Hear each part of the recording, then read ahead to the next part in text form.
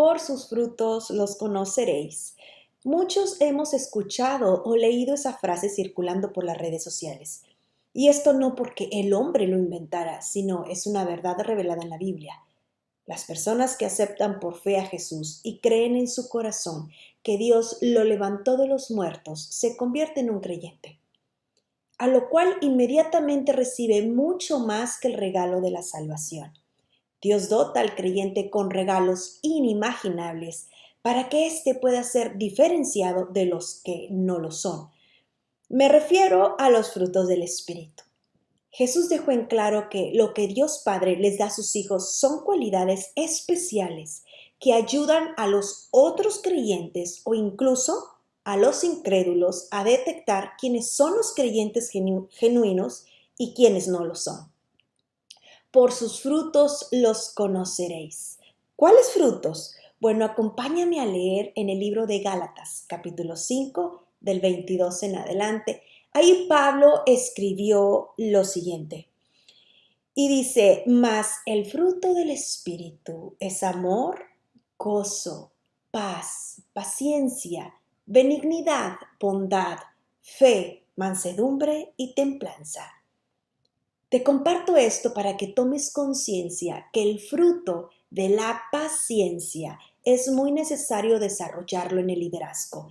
Si hablamos de paciencia, no quiero que te imagines a una tortuga caminando lentamente hasta lograr su objetivo o llegando a su meta después de un largo periodo de tiempo.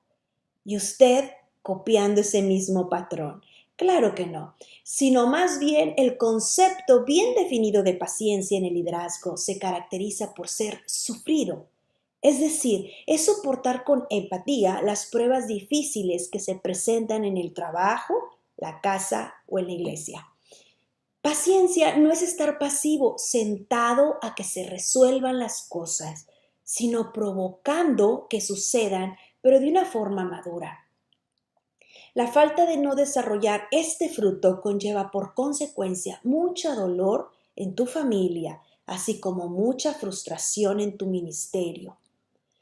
Una vez hice un estudio sobre los frutos del Espíritu e entrevisté a creyentes en los cuales les preguntaba acerca de cuáles frutos les costaba o pensaban que ellos no tenían. Para mi sorpresa, la mayoría contestó y señaló la paciencia. Ellos afirmaban no tener paciencia para resolver muchas cuestiones difíciles que se les presentaban. Decían no tener la suficiente paciencia. Decían ser impacientes para todo y para con todo. Sin embargo, debemos recordar lo que anteriormente leímos, que la paciencia es una característica o un fruto que el creyente posee, pero que muchas veces no está activa por muchas cuestiones y en muchas de ellas es la falta de madurez. Y para ser verdad, esto se puede entender en cierto aspecto, pues cuando eres recién convertido, ese fruto se puede ver poco, pero eso no quiere decir que no la poseas, sino que no la has desarrollado.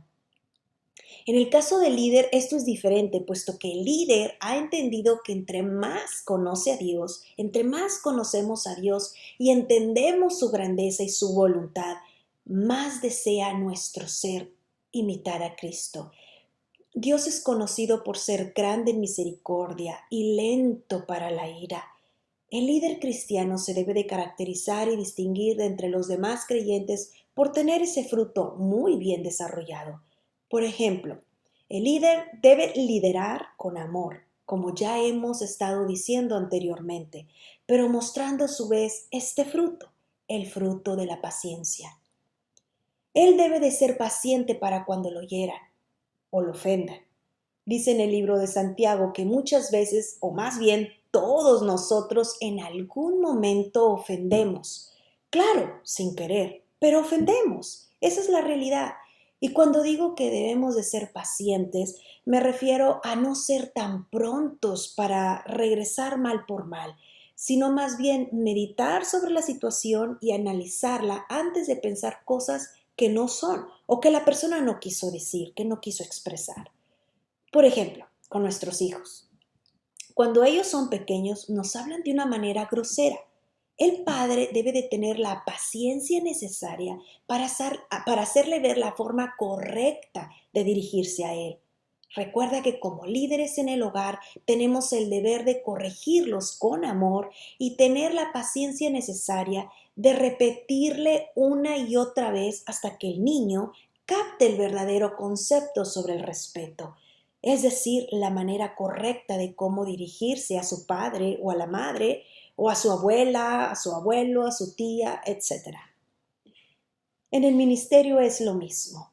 El líder debe de ser conocido por su paciencia y empatía hacia los demás, siempre poniéndose en los zapatos del otro. El líder debe de estar consciente que trata con personas heridas y lastimadas y que en muchas ocasiones se comportan como niños. De manera que la paciencia es necesaria desarrollarla, ya que tratamos con diferentes tipos de personas, con distintas personalidades. Debemos de tener paciencia con los que son lentos para aprender o que constantemente se resisten al cambio. También para los que son débiles en la fe o los que son rápidos para quejarse. También con los olvidadizos de sus responsabilidades o emocionalmente inestables. También paciencia para los temerosos o caprichosos. Pablo enseña que debemos amonestar a los ociosos, que alentemos a los de poco ánimo, pero también que sostengamos a los débiles. Pero sobre todo, dice en 1 de Tesalonicenses 5:14, que seamos pacientes para con todos.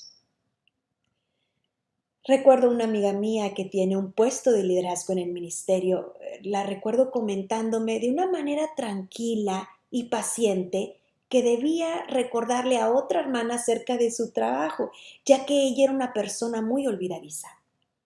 Pude notar en su rostro amor para liderar, compasión y entendimiento. Y pues claro, eso es parte del fruto del que habla Pablo.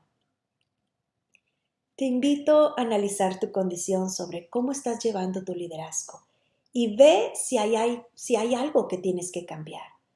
¿Eres paciente o todavía te falta desarrollar ese fruto? ¿Qué tan paciente eres para cuando no te salen las cosas que tenías previstas? ¿Te quedas estancado, frustrado o esperando que suceda algo? ¿O eres de las personas que tiene la paciencia para provocar y ver cambio en los demás? Recuerda que como líderes tenemos mucho que aprender. Escríbeme un comentario si este taller fue de bendición para ti y dale like si deseas aprender más sobre este tema. Se despide de ti, tu amiga en la fe y tu hermana en Cristo, Vivian Cuellar.